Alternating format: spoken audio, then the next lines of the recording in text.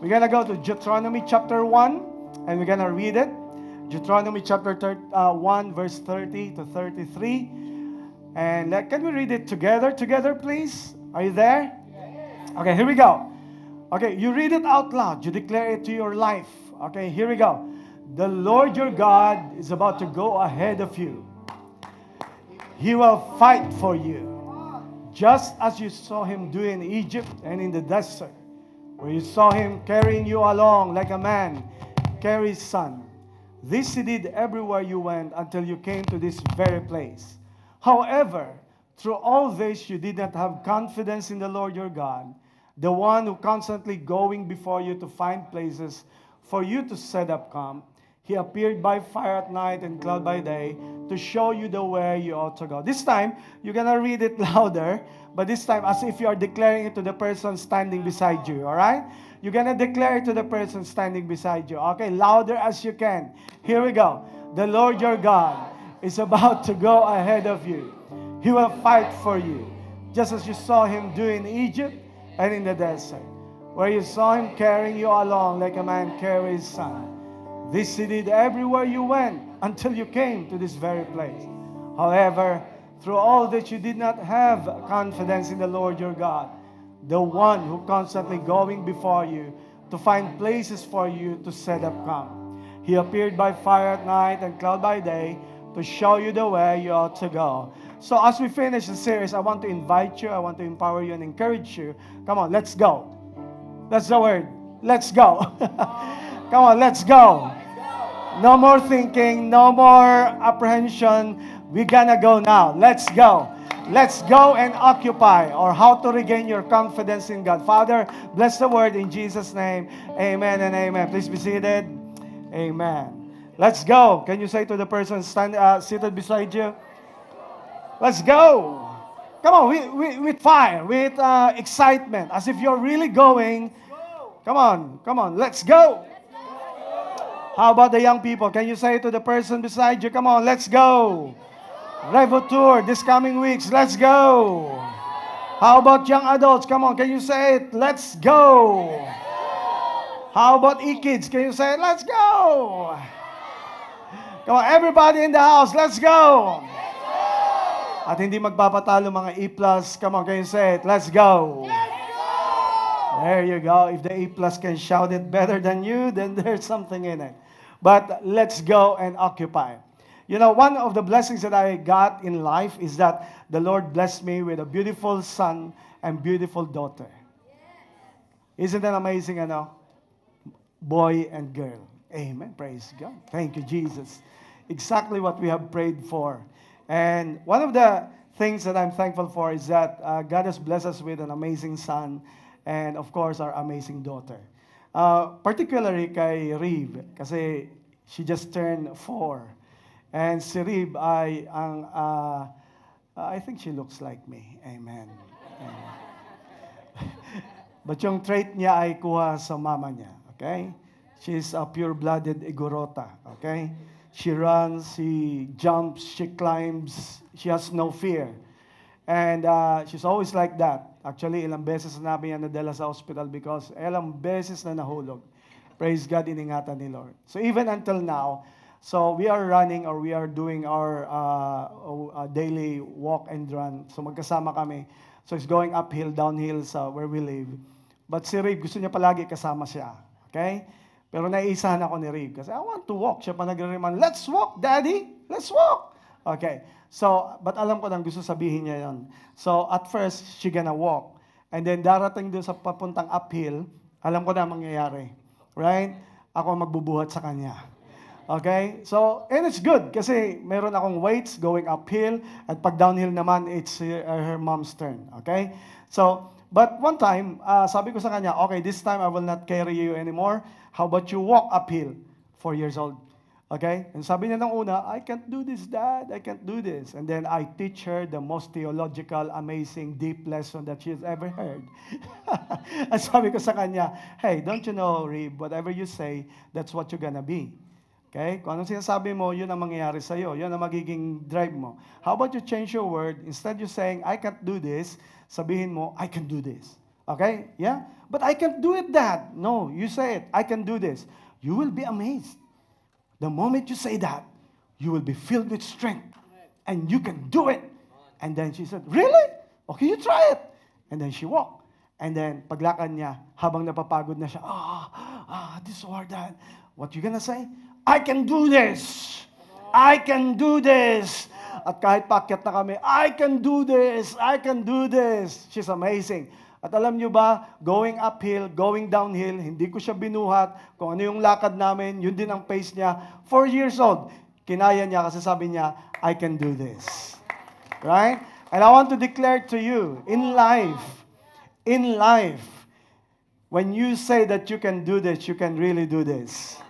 I want to declare before you that in your life, your word should match the promise of God in your life. And you're gonna say, I can do this. Can everybody declare today, whether you believe it or not at first, but you're gonna say, I can do this. Come on, everybody right now. I can do this. Why? It's because God has called the Israelites to go to the promised land. Tapos na yung journey nila for 40 years. Now this time, sabi ni Lord, it's time to go. And you have to say that you can do this. Sabi ni God, let's go now. Let's go and occupy.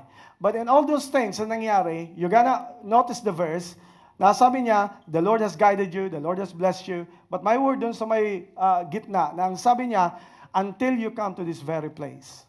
Okay? Until you come to this very place. Ang tinutukoy ni Lord is that dati nagtitiwala ka sa Kanya, dati grabe yung confidence mo sa Kanya.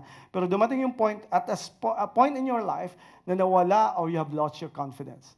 I don't know what happened. That's what we're gonna discover today. And then what you're gonna read in the verse, the following verse, is that yun yung point in their life na nawala yung confidence nila kay God. Ang sabi ng verse, however, all these things that God did, he said, you have lost or you do not have the confidence that God, that you have in God. So what happened was, nawala yung confidence. And I want to take note of that. You're gonna come to a point in your life na mawawalan ka ng confidence. May mga times in your life, maybe, I don't know, maybe from Egypt, I don't know what happened to you, but you're gonna come in your life. Something happened in your life, in the place that you have lost your confidence. And I want to declare today, with this message, is that I want to encourage you that you're gonna regain again your confidence in the Lord. However you lost it, I don't know what happened to you. Maybe dumating ka sa point na parang wala ka ng tiwala sa Diyos. Dumating sa point na parang ang tiwala mo kay God hindi na katulad ng dati. I don't know what happened. But I want to declare that today, as we go on with this message, you're gonna discover paano mo nawala yung confidence. And I pray that you're gonna regain your confidence in God through the Word of God. Amen. And I pray in Jesus' name that today, as you hear this word, somebody, by the power of the Holy Spirit, you will be deposited again by the faith of God, by the faith in God sa puso mo. And I pray that you're gonna regain your confidence today. Amen? Sabi nga nila, nawawalan ka ng confidence sa sarili mo, okay lang yun. Basta huwag ka lang mawalan ng confidence sa Diyos. Kasi pag nawalan ka ng confidence sa Diyos, damay lahat. And my prayer for today is, paano nga ba ni-regain ni Lord ang confidence ng mga tao para mapasok nila ang promised land? Here's what I want to declare to you. God has planned something amazing in your life. God has planned something amazing for this church. And what God is asking is a big faith. God is asking for a solid, audacious, ridiculous faith. Something that defies the impossible. Something that is not just difficult. Kasi pag difficult lang, kaya mo yon. Kailangan impossible para kailangan ng Diyos na siya ang gumawa para yun ay ma-accomplish. Now, here's the thing that you need to understand. Paano ba sinabi ni God how to regain your confidence? Ang prayer ko today, before I come here into this church, I pray, Lord, please disrupt us, our context. I pray na hindi lang yung usual na dati kong kinakagalawan. I don't want to exist anymore na yung same faith meron ako. I pray na everybody who gonna hear today will have a different kind of faith, a next level kind of faith. At kung may nawalan man ng confidence about something happened in our life, I pray for healing, I pray for deliverance, I pray that something will shift in your heart. But I pray that today, big faith will happen in your life. In Jesus' name, amen. So how to regain the confidence in the Lord? How to regain confidence in God? The first verse, if you have noticed the verse, ang first promise ni God, He said, the Lord is about to go ahead of you. Is there someone here excited about that promise? Okay, let us sink in that promise. He said, the Lord is about to go ahead of you. Did you get what it really means? Yes. Alright, nakuha nyo ba? The Lord is about to go ahead of you. Okay, so if you don't understand it, for example, pag sinabing the Lord is about to go ahead of you, pogi ni Tristan, ano? Yes. Amen. Iba talaga pag ang asawa birthday today. Amen. Yes. Amen. Amen. Amen. So, when you say the Lord is about to go ahead of you, gusto sabihin, if you're here, nandito na si Lord. Okay, you get it? Pag sinabing ahead, nauna na siya. Ang sabi ni Lord, ang promise niya, para ma-regain mo yung confidence mo, ang sabi ni God, bago ka pa makarating sa pupuntahan mo, nandun na ako. Gusto sabihin, the Lord is about to go ahead of you. Now, kung si God ay ahead of you, do you think na kung nauna na siya doon, nandun ba siya sa lugar na yon, isusurprise ka dahil gusto niya ipahama ka? That's impossible. Kung ikaw ay father ng isang katulad ni Rave, mauuna ka dahil gusto mo isurprise siya sa magandang bagay. Walang parents na nauna na at doon ay pambira. Isusurprise ko to para ikapahamak niya. There's nobody like that. Si God ay nauna na because He's about to surprise you that you have never seen in your life. I declare that today, God is already ahead of you. Yung place na pupuntahan mo, yung transition ng buhay na pupuntahan mo, yung future na pupuntahan mo, yung tomorrow na pupuntahan mo, God is already there. And if you believe that, can I declare to you the number one thing that you need to understand, that how to regain your confidence? Here's the thing. Believe that things will be better. Come on, things will be better. Come on. Is there someone here excited that things will be better? Amen. Amen. Parang hindi yata kayo naniniwala. It's all right. It's all right. It's okay. It's okay. It's okay. You don't have to pretend. It's all right. It's okay. My job today is that if you are losing your confidence, if you have lost your confidence, kung wala ka ng enthusiasm sa buhay, my job for today is to just shout and declare until matapos tayo that your confidence is back again in the Lord.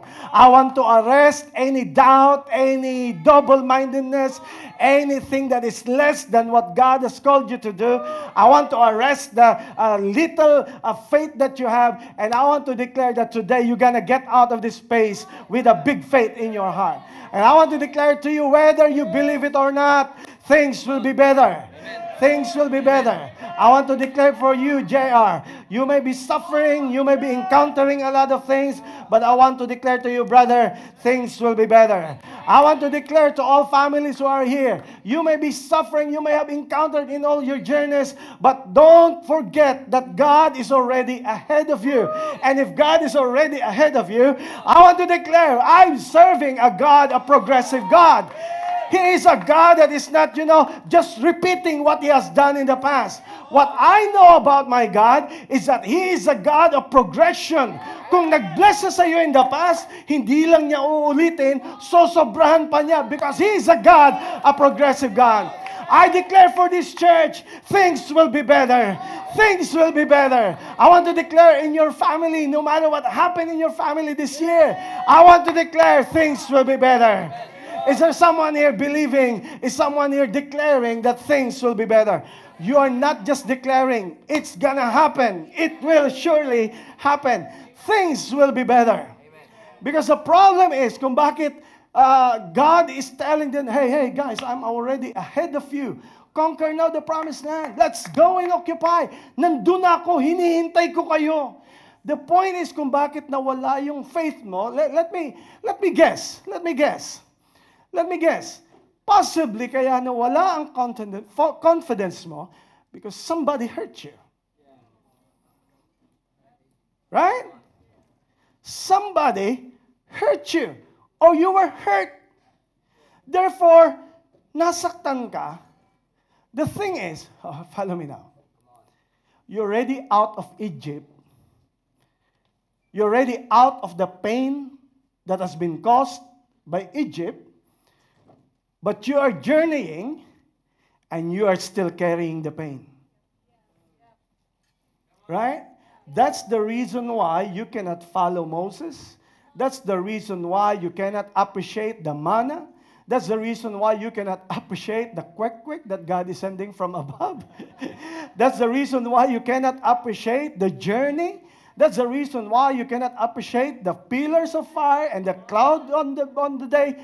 Everything you cannot appreciate. Why? Because you're carrying a hurt. And therefore, you lost your confidence. And because you lost your confidence in God, akala mo, dahil nangyari yun sa'yo, you're always saying today na ito ay hinayaan ng Diyos. Well, let me clear the matter.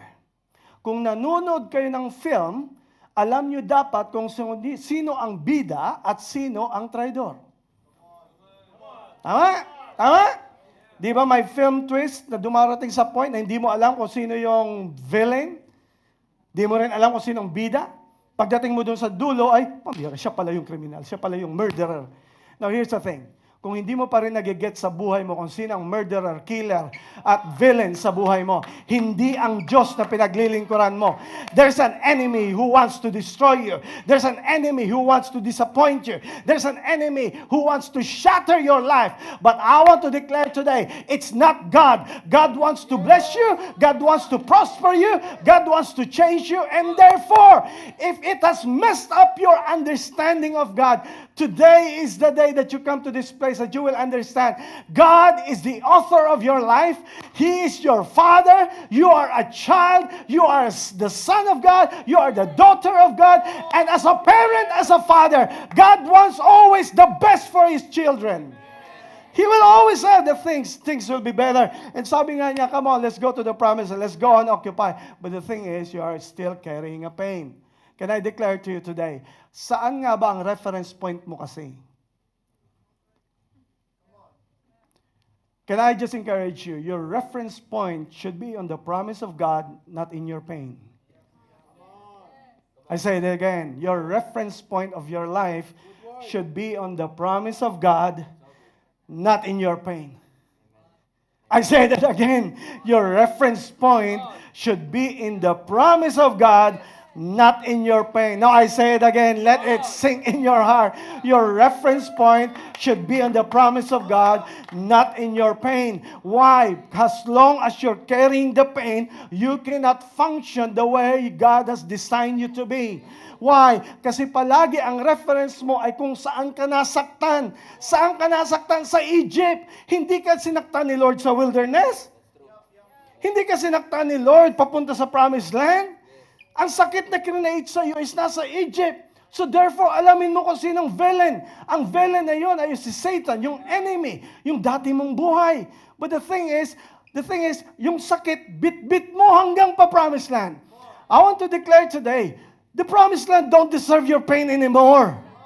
Sabi ni God, pagpapasok ka na sa pinangako ko sa iyo, iwanan mo lahat ng pain. What does it mean? If you have to forgive, forgive.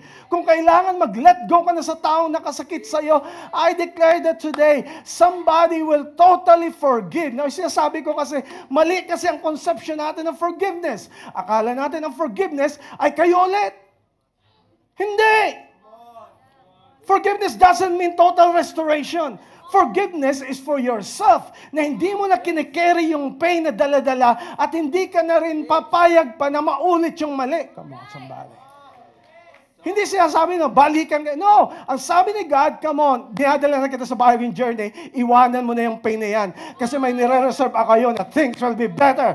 I'm gonna prepare for you the best person that you have ever seen in your life. I will prepare you the best marriage, the best wedding, the best family, the best church, the best ministry. Basta lang, come on, you gonna believe. Put your confidence to me again. Regain your confidence in me. Gawin mong reference point ang pangako ng Diyos, hindi yung pain na naranasan mo. Paano ko alam na ang reference point mo ay yung pain mo pa rin? I-check ka pa rin ang check ng Facebook nila.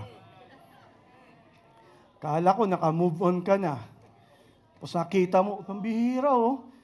Nag-i-enjoy sila oh. Kunwari lang yun. Di mo alam, lahat kayo nagsasuffer. It's a choice for you na dapat ikaw na mag-move on, go na. Occupy na sa pinapagawa ng Diyos sa iyo.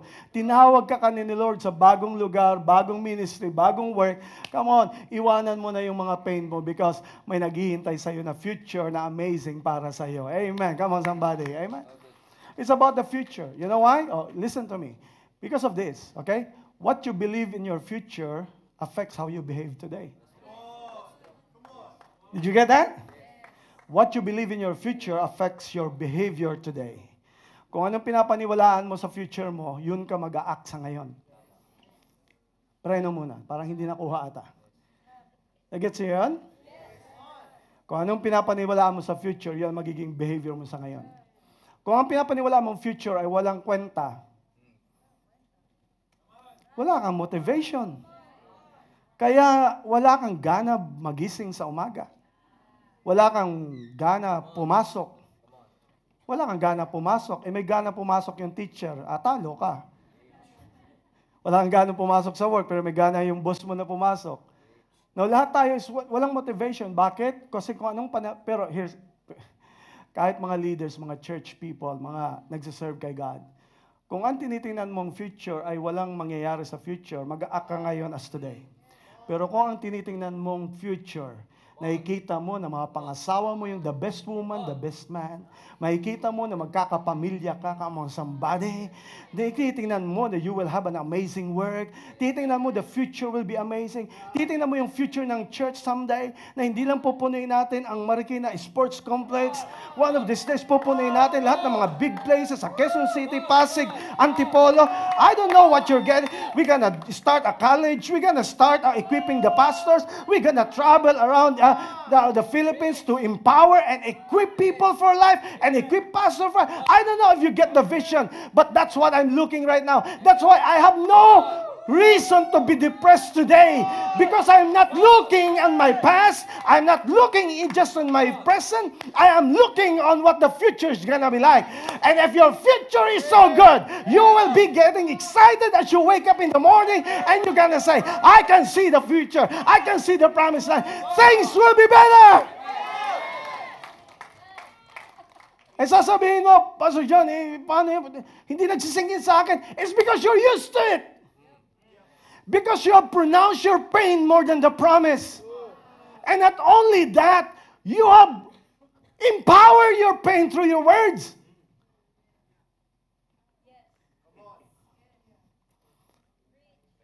Masakit na nga, inulit-ulit mo pa. Kawawa ako. Ano ba itong nangyayari sa buhay ko? Kailan pa ako nag-church? Saka pa ako nawalan? Lord, and you're putting power into your words. Pag gabi, di ka makatulog. Kasi may kumakanta.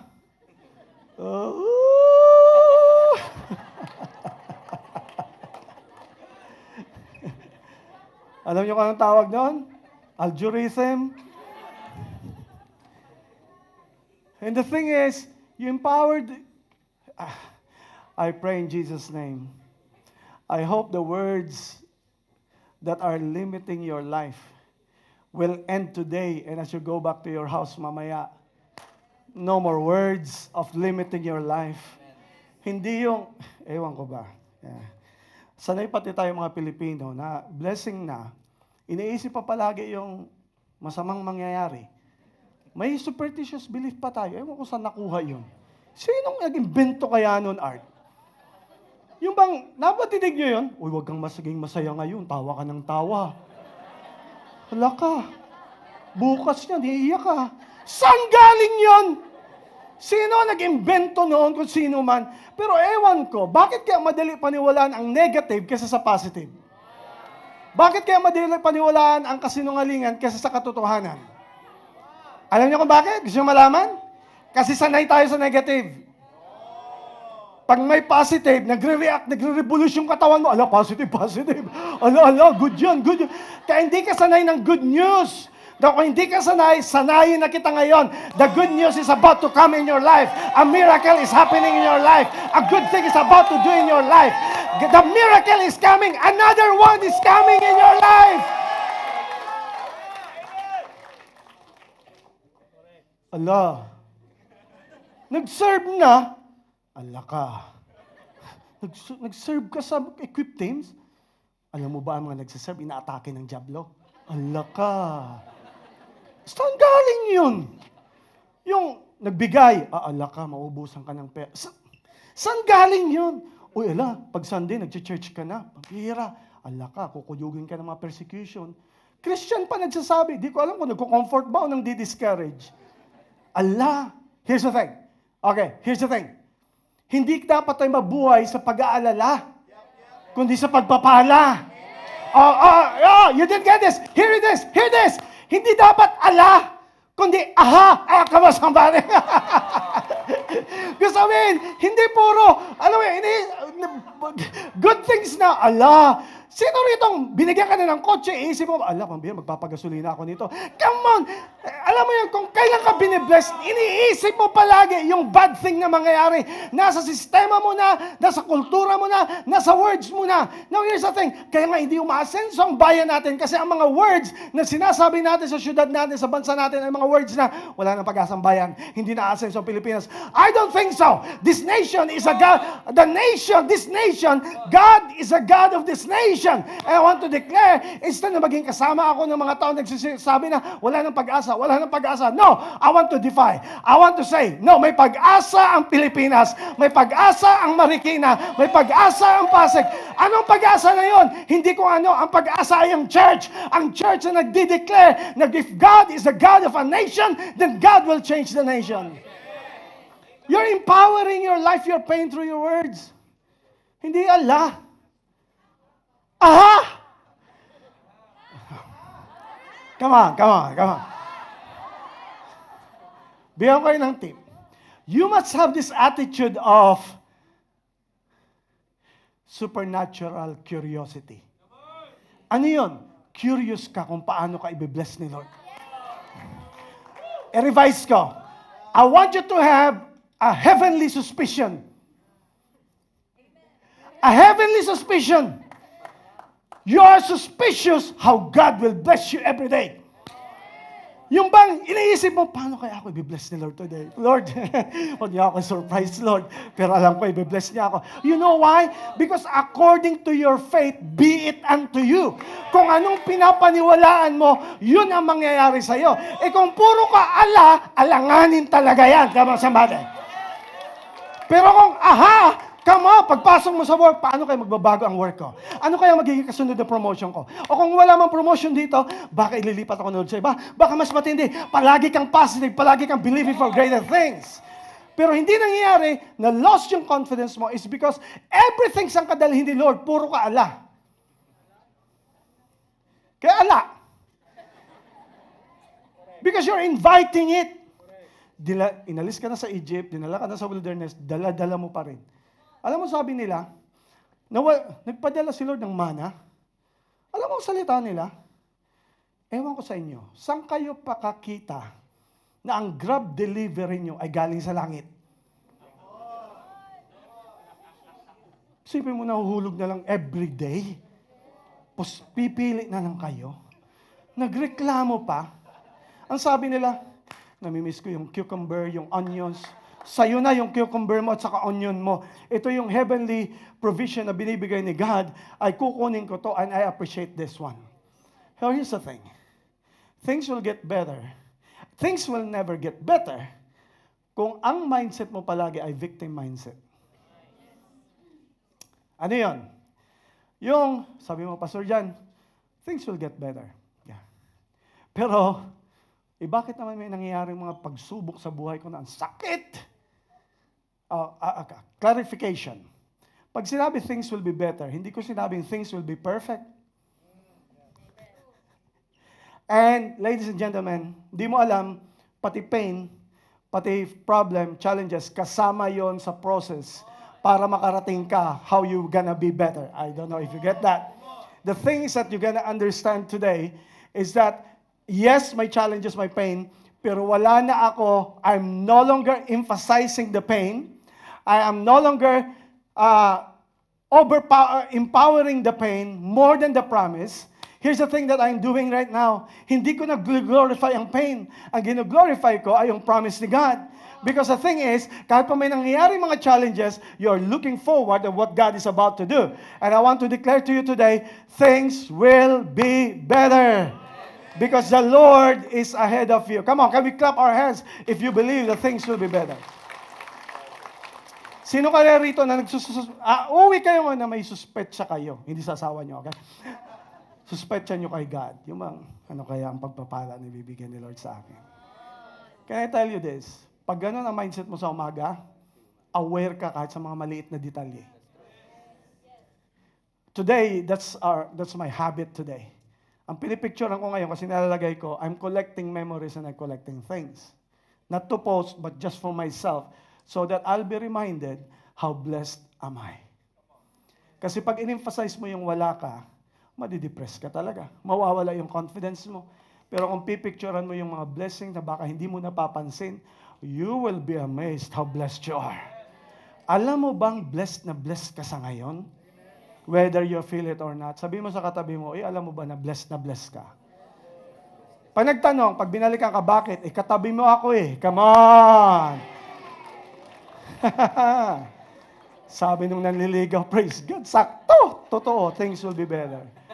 Anong sabi ni God? The Lord will go ahead of you. Second verse, ang sabi niya is, He will fight for you. That's amazing, ma'am. He will fight for you.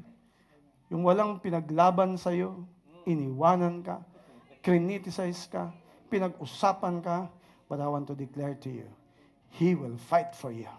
Kakampi mo ang Diyos. Iniwanan ka ng lahat, pero ang Diyos hindi ka kailanman iniwanan. He will fight for you. Lahat ng nangyayari sa buhay nila, si Lord ang babanggain nila. Kasi si Lord, nandito ka na ngayon, praise God, si Lord ang kakampi mo in Jesus' name. He will fight for you. Now, alam nyo kung wala tayong confidence, ang totoo nito, bottom line, may pain ka, nasaktan ka, madali kang makalimot. Amen.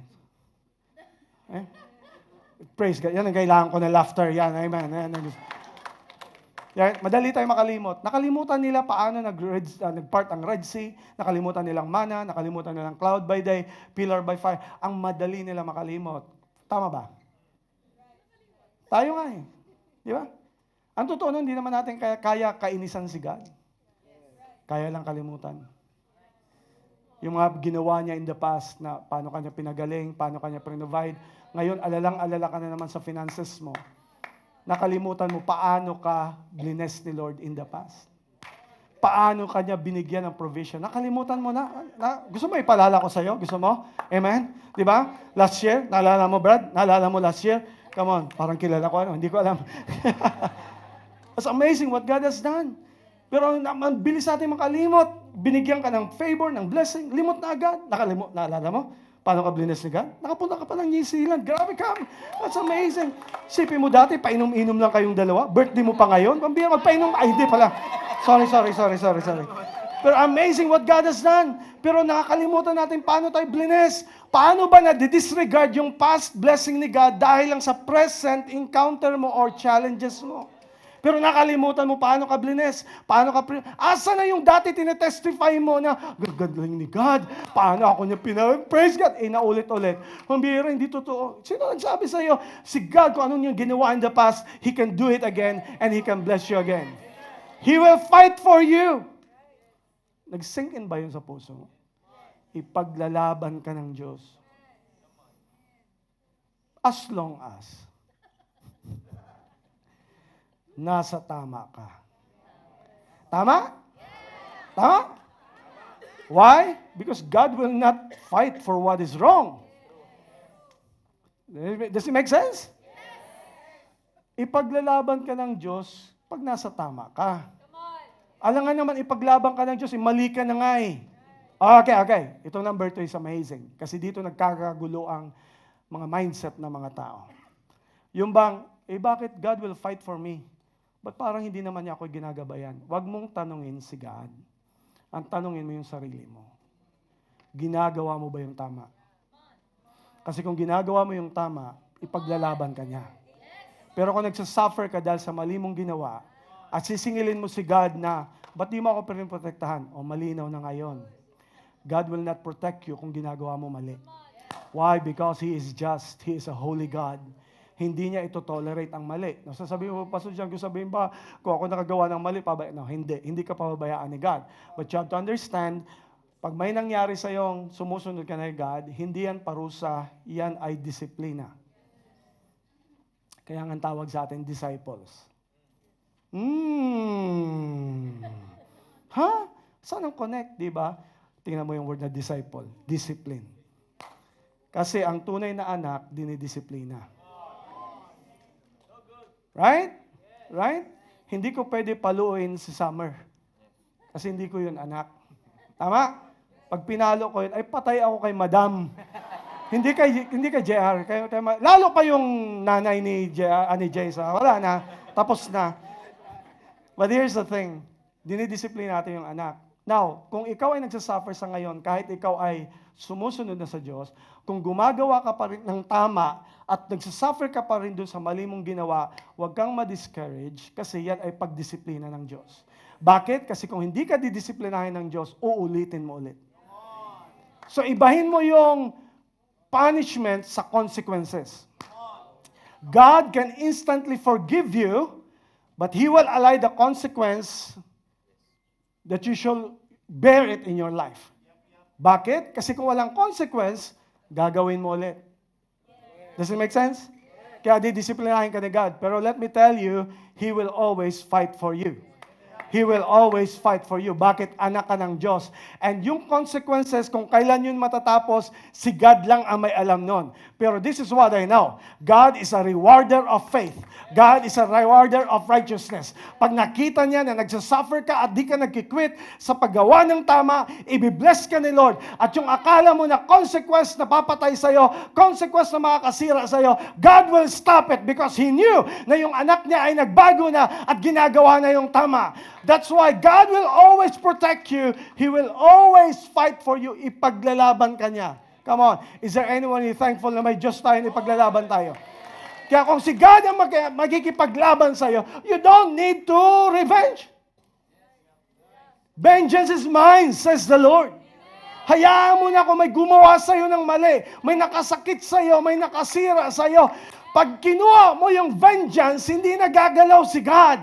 Pero pag ikaw ay sumunod sa tama at huwag ka magkimkim ng sama ng loob kasi poison yon. But if you allow God, then He says, vengeance is mine, saith the Lord.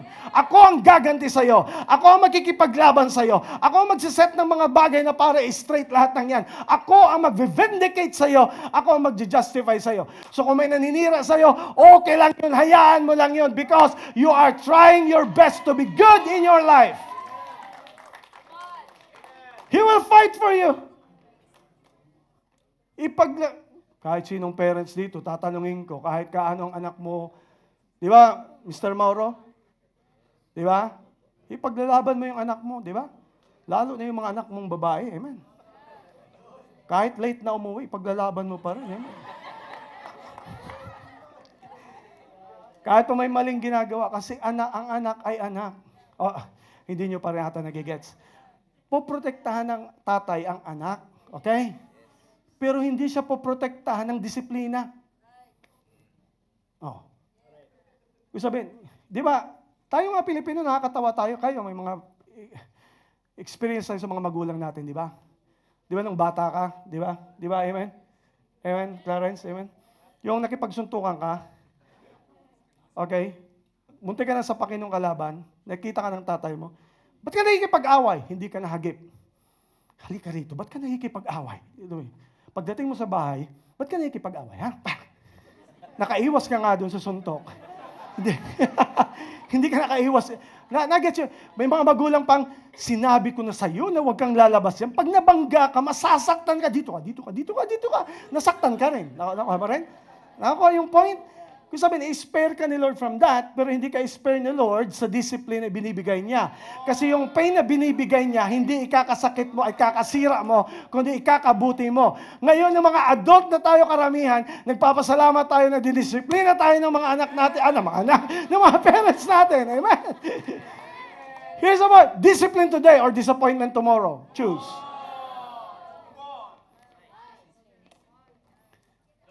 Amen. He will fight for you. Come on, He will fight for you in Jesus' name. Number 3, anong sabi ni Lord sa Word?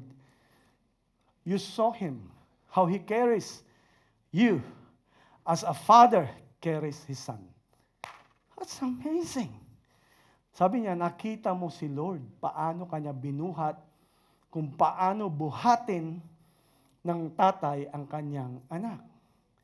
Yun, nilalampasan lang natin pag binabasa. Kung ngayon, linawin natin, paano nga ba yun? Here's the thing. The third thing is this. Not only that He will fight for you and protect you, but also, here's the thing.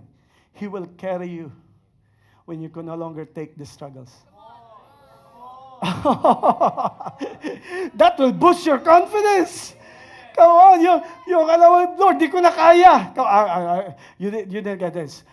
May parent ba dito? Is there someone? Bro, halika dito, halika. Amen. Ito, para maunawaan natin, ha? Praise God. Perfect. Amen. Taga-saan po kayo? Praise God. Now, here's the thing. Naunawaan niyo bang gusto sabihin ni God? Na binubuhat kita pag di mo na kaya? Of course, binubuhat niya kasi kaya, hindi na niya kaya. Naalala niyo kanina, si Riv, bubuhatin ko dahil alam mo naman, itulak ko hanggang Mount Pinatubo yan. Pero alam ko kung hanggang kaya lang niya. Sa panahon na hindi niya kaya, doon ko siya bubuhatin. Baba muna. Yan. Bait mo si Reyna. Alright? Paano binubuhat ng tatay ang anak? Alright? Buhatin mo ulit, sir. Amen. Praise God. Ganyan ka pala magbuhat, paharap, ano? Pero okay naman yun. Okay. Oh, yan. Okay, that's good. Okay. That's good. Alright? Alright, that's good. Yeah. Okay, praise God. Ano pang mga style mo, paano ka magbuhat? Ayan. Ayan! Ba't mo siya binubuhat ng ganyan? Nahihirapan na po pagtulog na. Alright? Sasapuhin mo yung okay. Now, question. Ano ang mangyayari kung si Rain ay 20 years old na? At tulog, ay buhating kita. Nakukuha nyo guys? Okay? Naunawaan nyo guys? Ang gusto sabihin ni Lord is this. Sa panahon na hindi mo kaya, bubuhatin ka niya. Sa panahon na kaya mo, gagabayan ka. Gagabayan ka niya. Pero papalakarin ka niya hanggat kaya mo para tumibay ka. Pero sa panahon na talagang di mo na kaya, doon papasok si God na bubuhatin ka niya at kahit anong bigat mo pa, kahit ikaw ay middleweight, superweight, whatever, bubuhatin ka ni Lord because we serve a God na alam niya kung anong limitations natin. And I pray that today you will regain your confidence in the Lord, that today God is carrying you until now. Sa panahon na hindi mo kaya, I want to declare to you, here's the thing, pag hindi mo kaya, hindi mo maramdaman ang lupa. Sabi niya, deep no na. Pakinggan mo si Aljur, maunawaan mo mamaya. Here's the thing. Ang gusto kong sabihin, sa panahon na binubuhat ka ng Diyos, yun yung time na hindi mo maunawaan ang gravity. Hindi mo maunawaan what it means to be in the ground. You don't understand what's happening around you. Because you don't have to understand everything. You just have to trust the Father's embrace in your life. Kailangan mo lang pagtiwalaan ang tatay mo na kailanman hindi ka ipapahamak. Tingnan mo, natutulog na Kasi kampante siya sa tatay niya. Praise God. Amen? Same thing. Sa panahon na may grabing trouble, sa may panahon na painful, sa panahon na hindi mo maintindihan, hindi mo man maramdaman ang lupa, kasi kailangan hindi mo maramdaman ang lupa para maramdaman mo ang langit in Jesus' name. That God is with you no matter what. Now, praise God. Thank you very much. Palapakan natin sa Lord. But He will carry you. He will carry you sa panahon na hindi mo na kaya. Come on somebody, are you praying today? Are you thankful that today, slowly bumabalik yung lakas ng loob at pagtitiwala mo kay God? Come on somebody, in Jesus' name. Anong next verse? Sabi na next verse. Sabi niya, the Lord your God, though I love this. Woo! The Lord your God, the one who was constantly going before you to find... I hope you see this. Ang sabi niya, nauuna siya kasi hinahanapan ka na niya ng lugar. What does it mean? Believe that God will always find places for you. Maniwala ka kung saan ka nakatira ngayon, sinadya ng Diyos, nandiyan ka ngayon. Yung susunod na pinagpipray mo, hinanda na ng Diyos para sa'yo. Is there someone believing? Yung i-occupy natin na place, hindi ako nag-alala kung saan ang venue, kasi alam ko, hinanap na ni God yung venue na para sa atin. Yung i-occupy natin na lugar, kung saan man tayo, I know, God already, church niya to, hindi ko naman to church. And I know that He will provide, He will bless. But here's what I know. Bago pa man tayo pumunta, ito ang feeling ko. Come on, I don't know if you got the feeling. I don't know if you got the suspicion. The suspicion is, here's this, God is reserving the best for you. God is preparing the best for you. I declaring to this church, God is preparing the best for this house. God is preparing the best place, the best venue, the best people, the best ministry, the best that can reach out that place for Jesus. But this is what I am suspicious right now. I think, bakit kayo pinaghahanda ni God sa ginagawa niya kung hindi naman may paglalagyan? Kaya lahat ng suffering mo, challenges mo, everything, lahat yan may paghinaghahandaan si God. But here's the thing, maghanda ka na rin. Matagal nang handa ang blessing, ikaw na lang ang hindi. Matagal na yung promised land, naghihintay sa'yo, ikaw na lang ang hindi. But I want to declare today, come on, let's go and occupy na.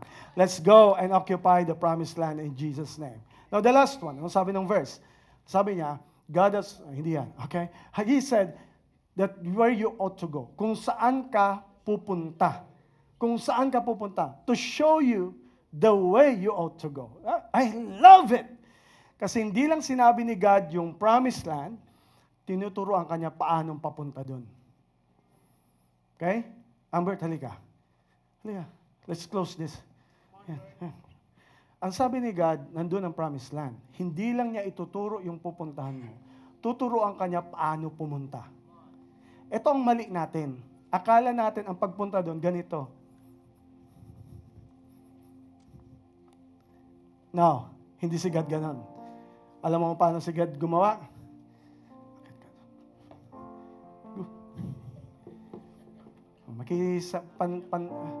Santabi po. Right? Akyat ka sa taas. Ang journey, hindi straight. Ang journey, papakyatin ka, baba ka ulit. Alam mo yun, nakakyat ka na, bababa ka na naman ulit. Sino rito naka-experience, nandun ka na sa tugatog, bababa ka na naman. Akala mo okay ka na, tapos, baba ka ulit dito. Dadaan ka. Madami mong pagdadaanan. Alam mo yun, dadaanan ka ma'am, dadaanan ka. Tao, dadaanan mo. So, ang journey papunta sa promised land, hindi straight. But here's the thing, lahat ng yan, ang sabi ni God, I will teach you how to go. But here's the thing, you will still land in the promised land. But the thing is, you did it God's way. Oh, come on, don't miss this now, don't miss this now. How to regain your confidence. Things will be better. Come on, somebody. He will fight for you and He will protect you. Come on, somebody. He will bless you. He will prepare the right place for you. And He will teach you the right direction for where you're gonna go. But more than that, bakit kailangan paikot-ikutin ka ng Diyos? Ba't kailangan up and down? Ba't kailangan umakyat, bumagsak? Ba't kailangan maghirap? Ba't kailangan mag-suffer? Do you know the answer? It's because here's the thing. Real success is not about reaching what God has promised for you. It's about becoming the person for that place. It's not about just reaching the place. Oh, I hope somebody got it as we close this series. Kasi ang gusto ng Diyos, kaya ka pinaikot-ikot, pinadaan kung saan-saan. Kasi may pinifilter si God sa puso mo. May inaalis si God sa puso mo na hindi na dapat mo madala pa sa promised land. Kasi ayaw niya magdala doon ng unforgiveness, ayaw niya magdala ng bitterness, ayaw magdala niya ng pain. Sabi ni God, I have to do this, anak. No choice but I have to do this. Kailangan mo mag-suffer, kailangan mo i-experience ang lahat-lahat ng heartache, pain, frustration, disappointment, everything. Because I want you to be better. I want you to be better. Gusto ko pag pumasok ka sa promised land, you are the right person for the promised land. Kasi ang pinakapangit sa lahat, i-bless ka ng pamilya pero mali kang tao na nagkapamilya. Ang pinakapangit, binigyan ka ng promotion pero ikaw ang maling tao for that promotion. Binigyan ka ng success, yaman and everything, pero mali ang karakter mo. Sabi ni God, ngayon mo na nagigets? Ba't ka bumagsak? Ba't ka nasaktan? Ba't nasira ang lahat? Nung akala mo hindi na po pwede, pero yan ay inalaw ko lahat so that you will understand. Because I am more concerned of you being occupied by me more than you being occupying the promised land. Oh. Hindi lang ang concern ko sa iyo, masense of prosper, blessing, and everything. Ang gusto ko pag nakarating ka doon, wala nang yabang, wala nang selfishness, wala nang side curricular activity. Wala nang hidden sin. Wala nang sin na tolerate mo sa buhay mo. Wala nang addiction. Yes, walang perfect. Pero sabi ni God, basta ang gusto ko lang, you will become a better person pagdating mo doon. So that pagdating mo rito sa promised land, real deal is, hindi lang ikaw ang nag-occupy. Ako ang nag-occupy sa'yo. Come on, in Jesus' name. And because of that, ano bang meron sa promised land? Wala nang mana. Alam niyo ba, nang umapak sila sa promised land, wala nang mana. Wala, hindi yung mana, yung pagkain. Tumigil. Yung tent, tumigil na rin. Alam niyo bakit? Kasi dito, magbibuild na si Ambert ng tamang bahay. Hindi na tent. Wala nang mana kasi magtatanim na sila. Kasi ang pagkakatiwalaan ng Diyos ng greater responsibility ay yung mga taong nag-endure sa lahat ng pain, sa lahat ng suffering, para pagdating mo rito, wala ka ng yabang, wala ka ng sin, wala ka ng habits, wala ka ng pagmamataas, wala ka ng something. Pagdating mo dito, you will just say, Lord, thank you for all of these things. What do you want me to do? Build a house, build a community, build a church, and whatever you want me to do. So this time, Lord, now I get it. Mas concern ka pala sa akin. So therefore today, I want to declare to you, big faith will come into your heart right now because there's a regaining of confidence. You're not lost. You're not beaten. You're not a loser. God has allowed all these things. And if that's you, how about you stand up on your feet and you declare to the Lord how good He is, how good He was in your life. Sa lahat ng situation, come on, you declare it over your life. Lord, now I'm getting it. Hindi dapat pala ako mawala ng lakas ng loob. Hindi pala mawala ang confidence ko in Jesus' name. Lord, right now, I'm embracing you. Lord, right now, I want to declare my faith over you. Father, in your name, I pray that today, Lord, I can see it now. How you're going ahead of me. How you're fighting for me. How you are carrying me. And Lord, right now, in the name of Jesus, let all the pain, let all the trauma, let all the hurt, let all the frustration be dropped down on the ground.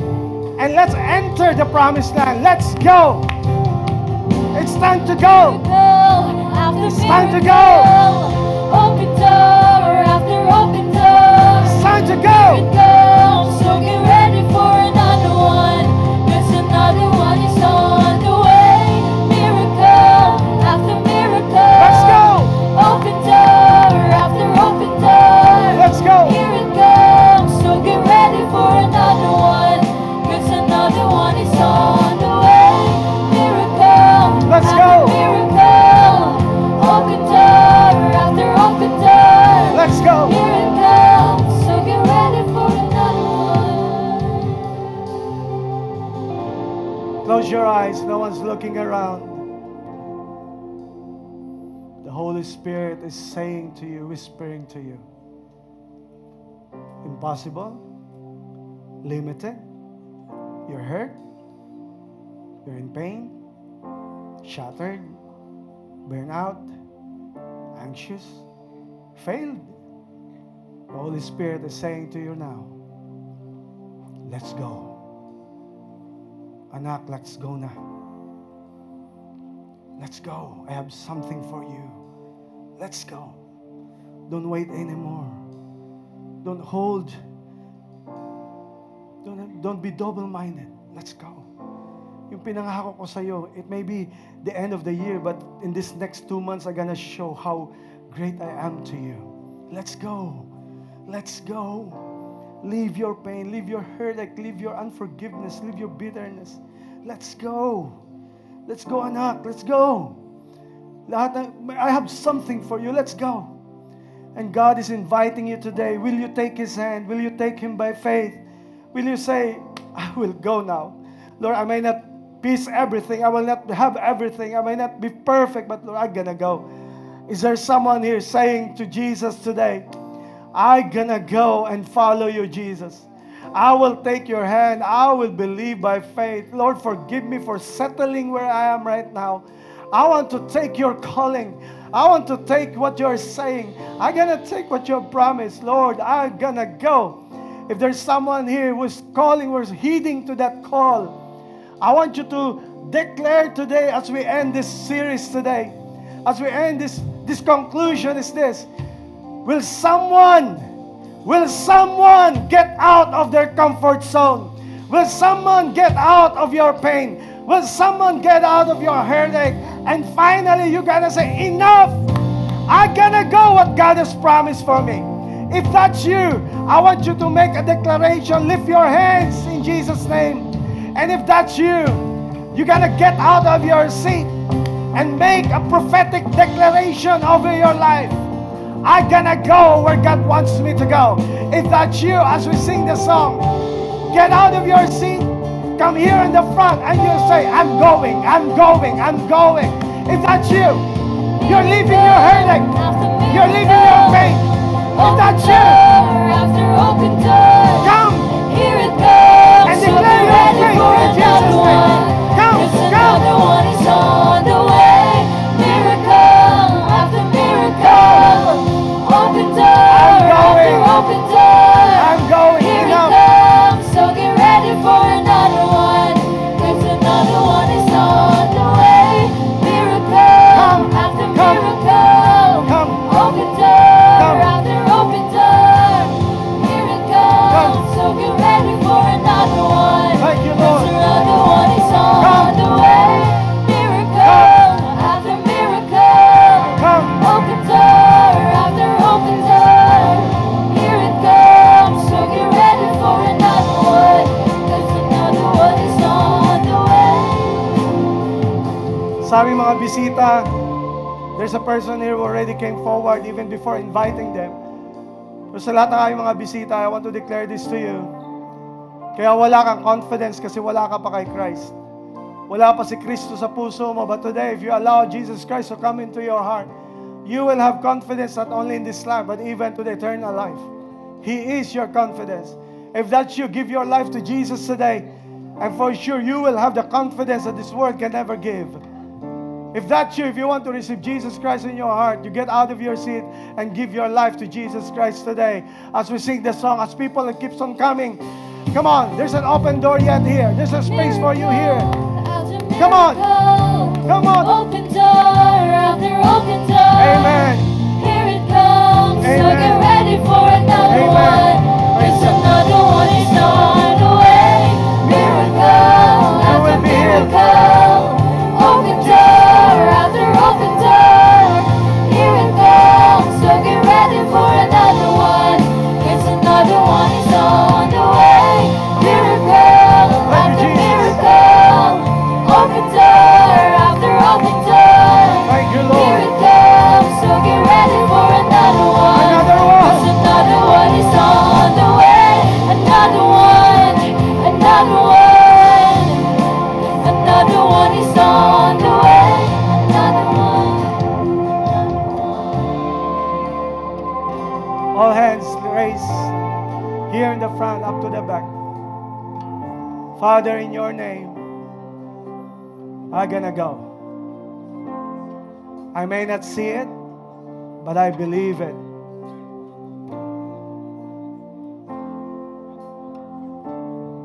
I'm gonna go. And I'll follow you, Jesus. No more limited faith. Today, Lord, I place my confidence in you. That you always go ahead of me. And you always fight for me. You always carry me. You always lead me and prepare the place for me. You always teach me where to go. Lord, today, I drop everything. And I want to give my life to you, Jesus, once again. Forgive me, Lord, if I have settled on my old faith, on my usual faith. Lord, I'm getting out of my comfort zone. I'm getting out of my limitations. And I want to receive the promise, Lord, today. Father, take my hand. I'm going. I'm going, Lord. I'm going. I'm leaving everything behind. I'm going. I'm following you, Jesus. Sa aming mga bisita, I'm gonna pray a prayer, and this is a prayer of salvation, a prayer of trusting in Jesus Christ. And if you are the one accepting Christ, you can follow me in this prayer. Here's a prayer. Lord Jesus, maraming salamat po na minahal mo ako kahit ako'y makasalanan. Salamat, Panginoon, na may plano ka sa aking buhay. Na simula sa araw na to, mayroong pagbabago, mayroong bagong buhay, may kalayaan, at may kaligtasan.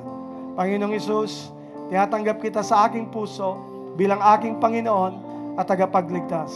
Maraming salamat sa bagong buhay, sa kaligtasan, at simula ngayon, ako'y susunod sa iyo sa pangalan ni Jesus. Amen and amen.